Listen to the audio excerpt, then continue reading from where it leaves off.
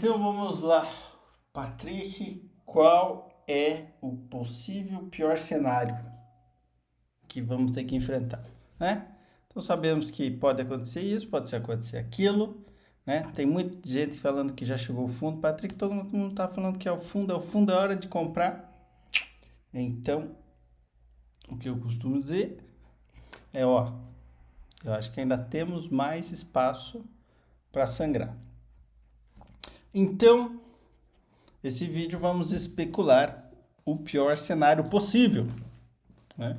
Sabemos que também em cenários catastróficos também há oportunidades.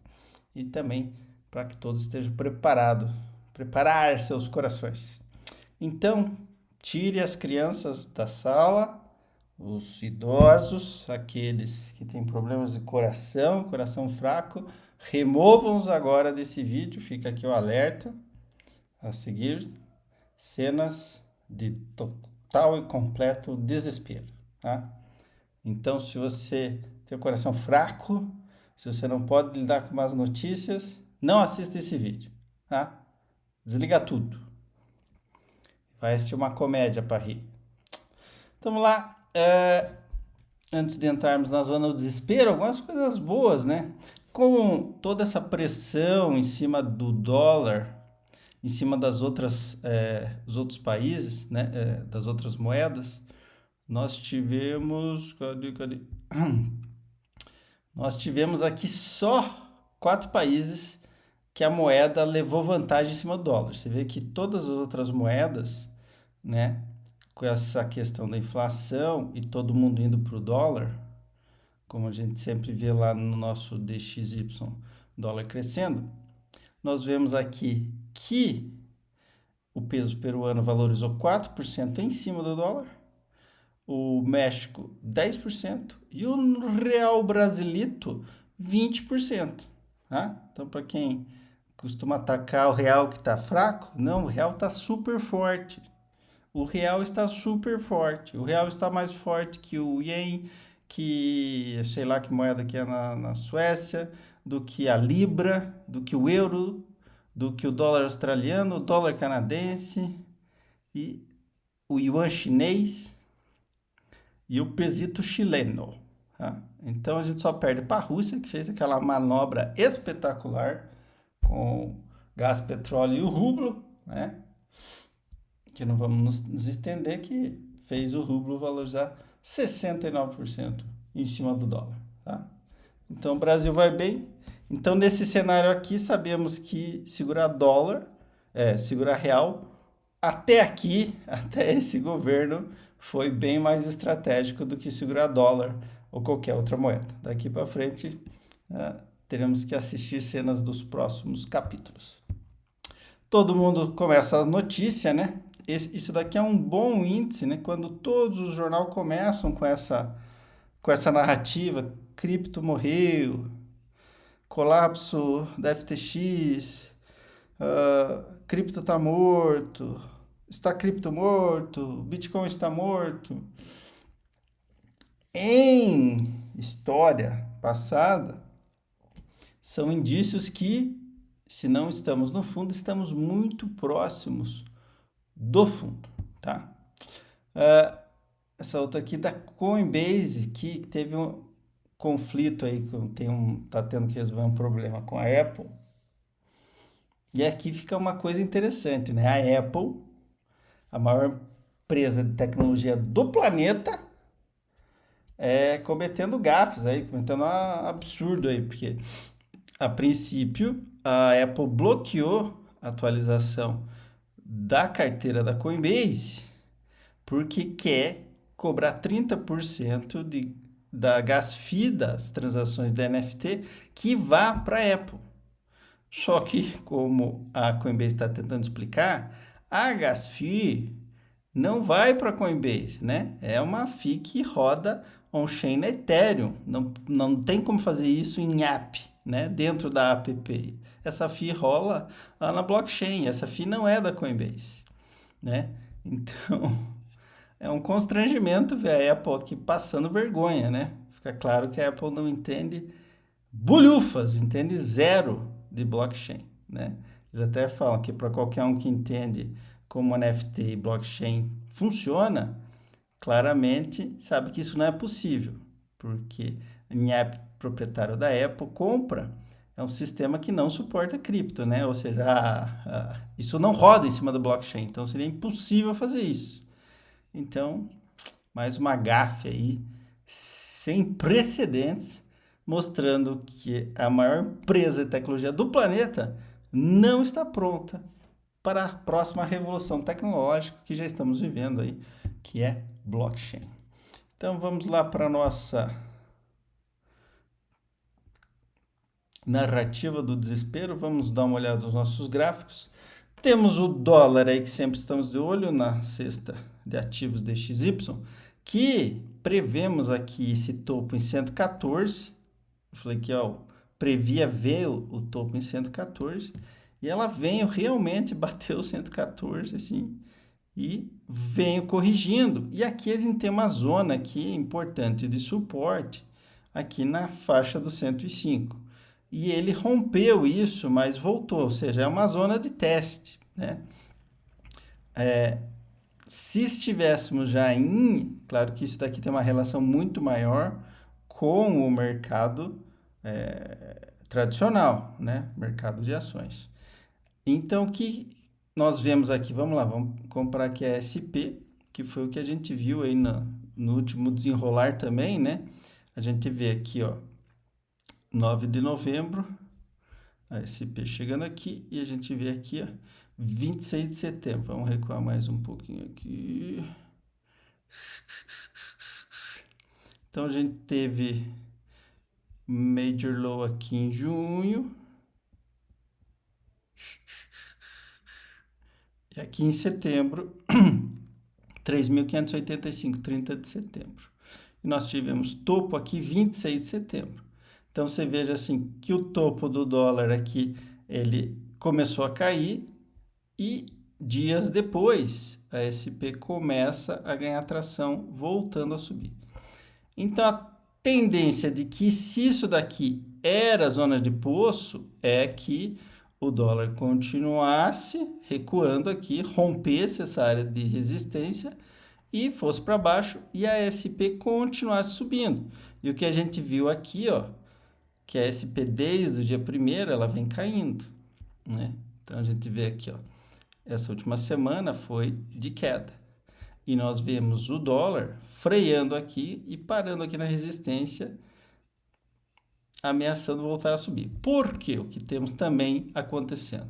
Dia 13 de dezembro, agora, sai o relatório da inflação, os dados da inflação, e dia 14 o Fed fala se vai subir ou não vai subir, certo? Então temos já o mercado já entrando nessa especulação, como sempre especula, né? Então, provavelmente as próximas semanas a gente deve ver o dólar voltando para cima e SP indo para baixo de novo, tá? Cripto continua naquela zona, se arrastando, nada acontecendo, apesar de muita gente chamando fundo, mas, né, não foi aquela euforia toda que aconteceu, né? Apesar dos maiores otimistas aí.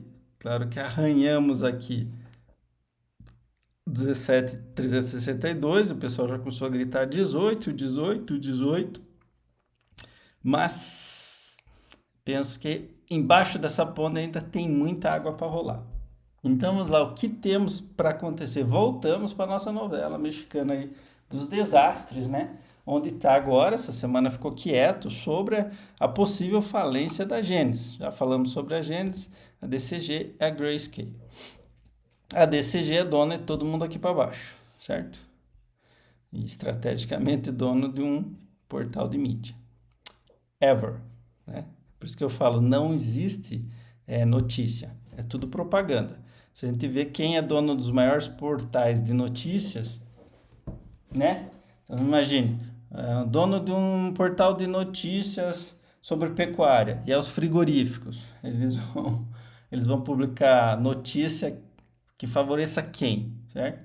Então esteja sempre muito atento às notícias, né? Elas sempre têm uma agenda, sempre tem dono. O CoinDesk aqui vai fazer sempre matérias favoráveis aqui para o seu dono, que é a Digital Currency Group. Então, o que acontece? Para a gente resumir história longa, resumo curto, né, para a gente se estender demais, então temos a Digital Currency, vamos focar aqui na Grayscale e na Genesis. A Genesis está ameaçada de quebrar, tem todos os indícios que vai quebrar, porque, tipo, quem vai emprestar dinheiro para alguém quebrando, né, tá com rombo no caixa. E a Digital Currency Group também está com rombo no caixa. Quebrando ela aqui, quebrando a Genesis, põe em risco a Digital Currency Group. Tá? E a grande especulação é o que acontece com a Grayscale.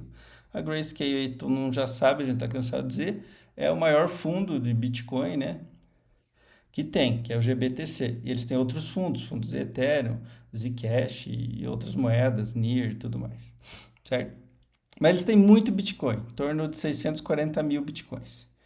Então, o que acontece? A conversa é que a Grayscale está imune, é independente e não tem risco afetado porque ela não estaria emprestando, né, Bitcoins e nada mais em relação a isso. Então, o que temos a ver? Isso, certo, né? Apesar daquela polêmica que a gente falou no último vídeo de que não se mostrou, né, não fez provas dos fundos, e só ouvimos só a Coinbase, que é a custodiadora dos bitcoins, afirmou que está tudo certo, mas ninguém provou nada. Então, assumindo que está tudo certo, ela não tem exposição a Genesis nem a Digital Currency Group. Porém, entretanto, todavia, tem algumas questões que põem em risco isso. Então, se a Genesis entra em falência e a Digital Currency Group também entra em falência, nós temos que ela é dona da Grayscale.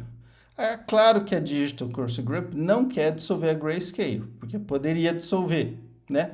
Mas não quer dissolver, porque ela põe agora em bear market 200 milhões por ano em taxa dos clientes no bolso e no mercado bom por 400 milhões por ano. Então, para ele está ótimo, porque quem está sangrando são os investidores, né? As ações que estão sendo vendidas a 14% de desconto em relação ao preço do mercado do Bitcoin é problema dos investidores, né? Ele cobra a FII dele lá todo ano, tá? Então, para ele está tudo muito bem. Mas temos que lembrar uma coisinha. Quem são os maiores holders da Grayscale? A maior holder da Grayscale, Three Arrows Capital, falida. A segunda maior holder, BlockFi, falida. A terceira maior holder é a própria dona, que tem risco de falência. E a quarta é a ARK Investments, que é a Cathie Wood, que está comprando ações da Grayscale. Por que ela está comprando ações da Grayscale? Vamos entender. Se a Genesis fale e se a Digital Currency Group entra em falência, quais são os cenários para a Grayscale? A Grayscale pode ser vendida ou pode ser dissolvida. Dissolvida é muito bom para os investidores, porque a Grayscale é aquela famosa vale mais morta do que viva, certo? Se ela tem 640 mil bitcoins, então vamos lá, vamos fazer uma conta maluca aqui. 640 mil bitcoins. Hoje, a 17 mil, vamos arredondar. Então, estamos falando de 10 bilhões em Bitcoin. Mas, se está sendo vendido com 40% de desconto no mercado as ações, então o que acontece? O valor acionário da Grayscale no mercado hoje seria de 6 bilhões e 428. Então, para os acionistas, é muito mais interessante que se dissolva a Grayscale e cada um receba seu Bitcoin, porque ela vale mais morta do que viva. É claro que isso nos traz alguns problemas. Primeiro, a Digital Currency Group não quer, certo? Segundo, eles precisam de uma maioria, 65%, eu imagino, para votar a aprovação de uma dissolução. Essa aqui está em falência, então estaria a Three Arrows Capital não conseguiria votar. Ela está em recuperação judicial, teria que o síndico eleito e todo um processo para votar, mas pode acontecer, né? A BlockFi falida também, a Gerson Group não votaria a favor disso porque ela não ganha nada, ela quer manter a Grayscale. A ARK está comprando a desconto. Então ela tem dois cenários. Ela acha que se a Grayscale for vendida e volta o preço, ela ganha dinheiro. Se ela for mantida e nada acontecer e o mercado voltar autista, ela volta a ser vendida com prêmio, ele ganha dinheiro. E se for dissolvida, ela ganha dinheiro. Então, para ela é um no-brainer, né? Para ela é uma decisão ótima. Mas, se o mercado só ouvir falar de um boato, de uma possibilidade da dissolução da Grayscale Bitcoin Trust BTC, só ameaça só o boato de que o mercado pode vir a jogar 640 mil bitcoins no mercado causaria um pânico no mercado todo, né? O simples comentário. Então nós temos eminência da falência da Genesis, possível risco de falência Digital Currency Group e indecisão, mistério do que vai acontecer com a Grayscale, certo? Fora isso, para mais uma outra pitada aí de pânico no mercado, nós estamos também, muitos boatos de que a Tether estaria envolvida até os dentes com a FTX e a Bitfinex, e também poderia ter um risco aí de novas investigações aí de algumas coisas cinzas acontecendo nos bastidores dessas três empresas aí, misturadas com mais alguns bancos aí nas Bahamas e outras jurisdições, certo?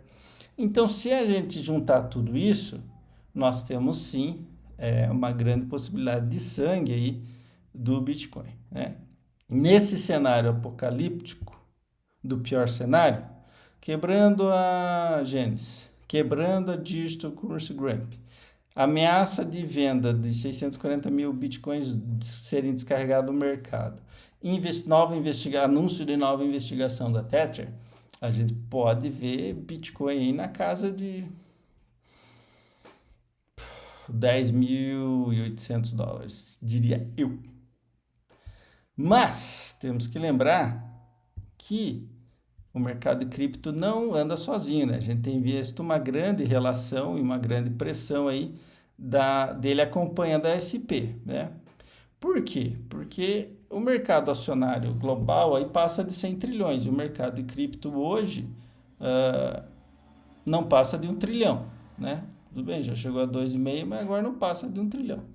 Então é um mercadinho pequeno. Então temos que lembrar que também temos um outro cenário de indecisão do que vai acontecer com o mercado em geral. O mercado americano está extremamente frágil. Essa aqui é a curva do crescimento e endividamento de crédito dos americanos e aqui a poupança. Então a gente vê aqui que no começo da pandemia, como começou a impressão de dinheiro, todo mundo guardou o dinheiro, pôs na poupança. Depois vieram os gastos e agora começaram a gastar. Então estão ficando sem poupança. E aumentaram o endividamento do cartão de crédito. Então nós temos também esse cenário de que toda vez que nós vamos ter a reunião aqui do Fed vai decidir a próxima taxa de juros. Hoje já estamos na casa dos 4%. Se ele subir mais meio, agora em dezembro, fala-se em mais meio em janeiro, e possibilidade ainda de mais meio mais meio em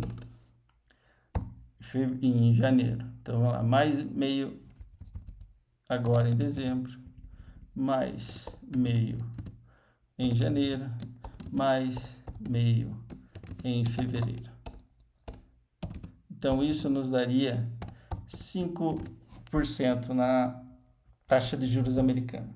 Todas as vezes que a taxa de juros americana chegou nessa faixa de 5%, a SP corrigiu aqui, em média, recessão, 51%.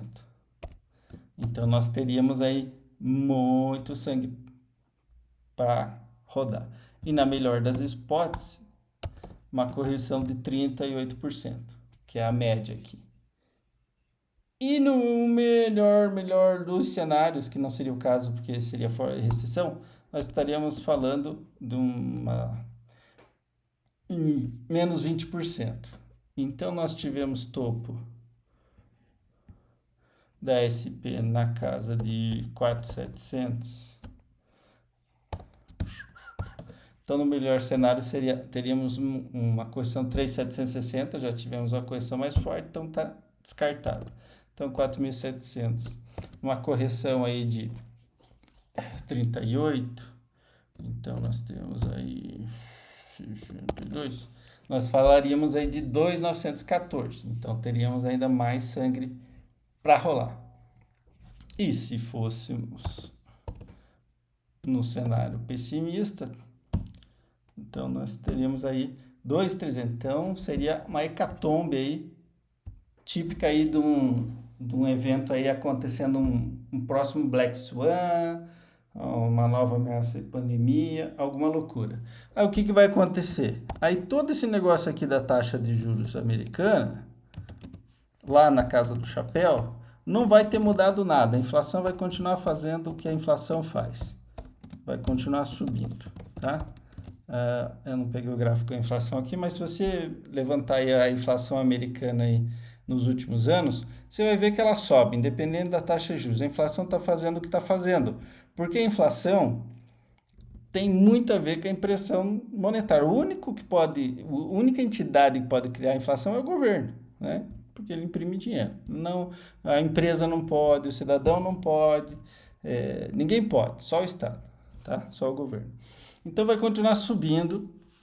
Vamos ter algum Black Swan por aí e vão voltar a imprimir dinheiro, tá? De um jeito ou de outro, com um quantitative easing tiny, um apertado, usando o Tesouro Americano, e daí o mercado vai subir, tá? Mas esse cenário, isso daí é quando o Fed fazer o famoso pivô, né? Quando eles fizerem isso.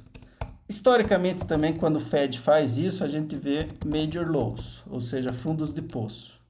Então aqui provavelmente isso marque o início do próximo ciclo de alta, porque daí entra em recessão, mas antes dessa recessão bruta e sangrenta, você faz major low, você faz máximas baixas no mercado, tá? E essas máximas baixas é quando forma-se o fundo.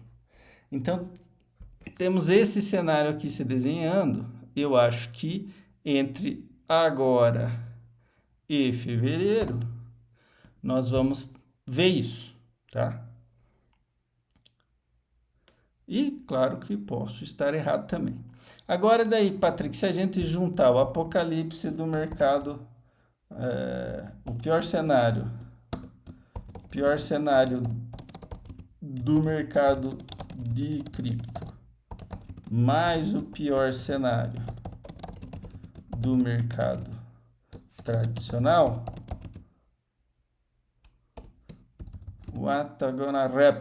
o que vai acontecer? Aí vai ser o apocalipse mesmo. Aí vai ser apocalipse, apocalipse, já nem sabe mais escrever. Apocalipse Now. Quem não assistiu o filme, assiste. Vai ser nesse nível, tá? Aí podemos ver coisas malucas. Tipo, Bitcoin na faixa de 8, tá? Aí é a hora de vender a bicicleta e comprar Bitcoin. Então é isso, mais ou menos. Tem algumas outras coisas bem complicadas aí nos bastidores acontecendo. Problemas no swap de débito, 80 trilhões desaparecido. Mas, enfim, a coisa não tá bonita. Temos espaço para sangrar aqui, né? Você viu lá que ó, nós 3.313, 503, 580. Então, devemos ver algo aqui na casa de 3.200, muito provavelmente, né? E o Bitcoin aqui deverá sangrar, também, ainda, tá? Precisamos ver o desfecho dessa novela aqui. Pode ser que aconteça uma maravilha aqui, eles consigam o dinheiro que precisa para Gênesis e ninguém quebre e o trem aqui da alegria continue feliz e contente, né? Mas lembrando aqui que temos aqui dois falidos já dos grandes holders aqui do Grayscale Bitcoin Trust, né? Os dois maiores holders estão falidos. Tem o terceiro aqui, né? Na fila. Esperando, vamos ver o que vai acontecer. Então temos essa novela para ver a conclusão. Temos o mercado aqui seguindo o seu caminho. Vamos ver aqui como é que fica aqui a questão da inflação. Vai subir, tá? Inflação, eles estão contando taxa de juros para contar a inflação. A inflação está fazendo o que ela tem que fazer e está fazendo faz tempo. E dia 14 o Fed vai anunciar a decisão dele, se sobe, não desce, desce, sobe ou fica na mesma, vai subir, né? Pelo menos 0,5% vai subir. Vamos continuar subindo até fevereiro, pelo caminho da carruagem aí, vai subir. Até que o mercado amargue aqui, né? O Fed tem um histórico também de seguir o mercado, entende? Quando o mercado está terrivelmente em desespero, todo mundo desistindo, ele vai fazer alguma decisão contrária e vai mudar a política dele, mas ele sempre muda atrasado, tá? Então, o mercado sempre antecipa. Então, mais ou menos é esse o cenário que a gente está esperando aqui. Esse seria o pior cenário, né? Pior cenário, cripto, Gênesis quebrando, DCG quebrando, possível dissolvimento da Grayscale, nova investigação da Tether, Bitfinex, bancos envolvidos, mercado tradicional, taxa de juros lá em cima, ameaça recessão, um Black Swan, puff, apocalipse sinal. Quando todo mundo estiver chorando feito criança, aí acabou. Isso aí, minha gente. Grande abraço, fiquem com Deus, tchau.